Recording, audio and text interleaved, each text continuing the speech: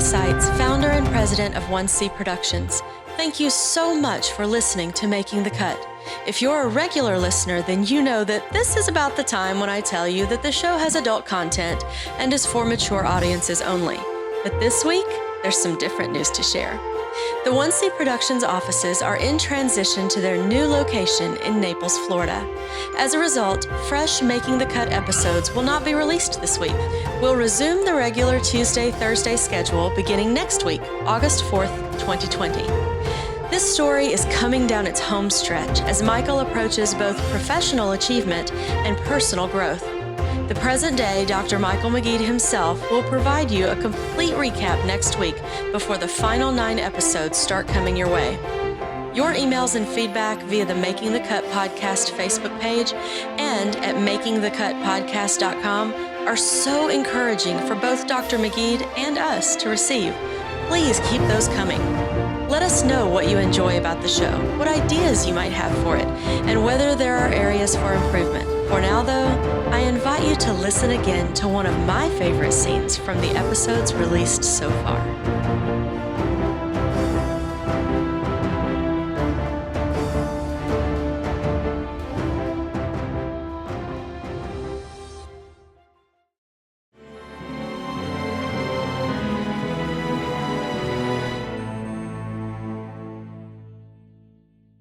I need a break, gentlemen.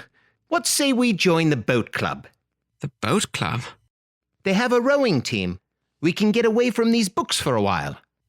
I had never done anything like this before, but I needed an outlet. Sounds good to me. I became an oarsman and captain of University College's First 8. Saturday morning, a coach drove us in a bus to the boathouse at Chiswick. I expected the boat club to be on a canal. To my surprise, we launched directly into the Thames. Relative to the Nile in Cairo, the Thames at Chiswick resembled a tributary. The 8 of us carried our hull to the boat launch. In unison, we lowered the 62-foot, highly polished racing shell into the brown, fast-moving water and climbed in.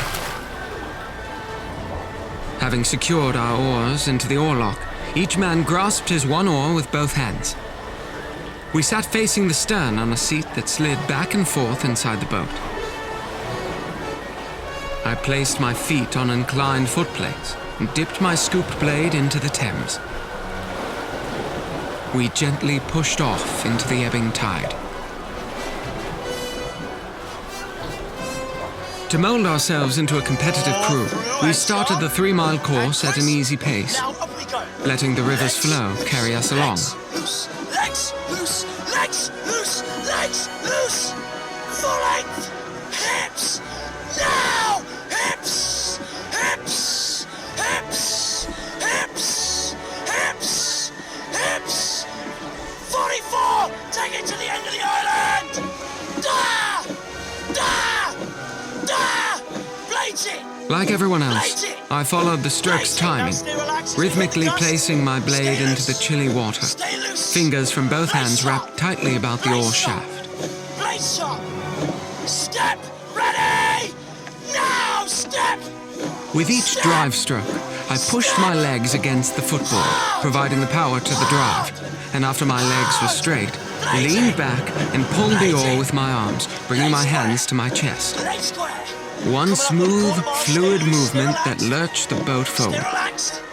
To finish the drive, I lifted the blade out of the water and feathered the oar back in one continuous, flowing, rhythmic move, as it skimmed an inch or so above the Thames surface. The distances between the puddles that my oar left hinted at our comfortable pace and speed. 16 strokes per minute. After 10 minutes, we doubled our speed. Yes! Yes! At 37, 38, loose! There! There! There! Good rhythm! Big rhythm! Big rhythm! Big rhythm! We doubled our speed, leaning back at the end of the drive and straightening out our torsos. Gathering our energy, We slid forward on our seats, tensing our muscles and striking the water again, uncoiling our kinetic power to slice forcefully through the water. Yes, boys! Over and again, we slid, sliced, pulled, and uncoiled. My muscles began to burn, yet still I slid, sliced, pulled, and uncoiled. Get fucking with them, Brooks! Yes! The rhythmic pattern placed me in a trance-like state. Thoughts, worries, even awareness slipped away.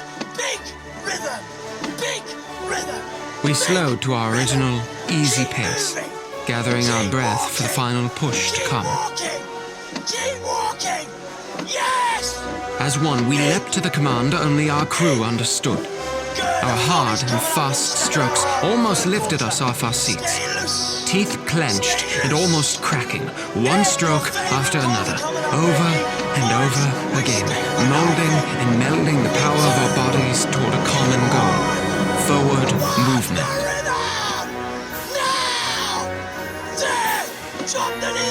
Muscle ache set in as lactic acid accumulated. The icy air burned our windpipes as it bypassed the warmth and moisture of the nose. We were 8 men, 8 sets of coiling muscles hunched gracefully and low against the elements. Suddenly and uniformly uncoiling our joint strengths. We closed our laryngeal and the anal sphincter to generate a force, subconsciously building up these 2 vital muscles. No diapers for grunting, grown men.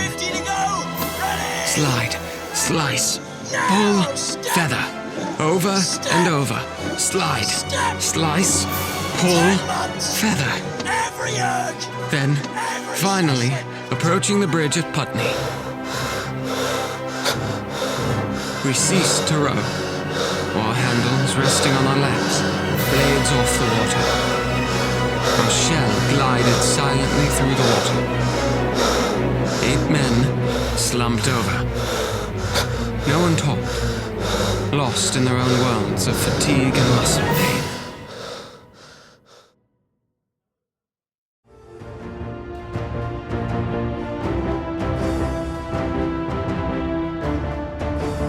You've been listening to an excerpt from Episode 7 of Making the Cut, the mostly true life story of a retired surgeon from 1C Productions.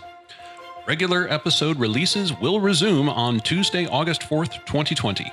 In the meantime, visit us on Facebook at facebook.com/makingthecutpodcast or at makingthecutpodcast.com and let us know what you think of the show so far.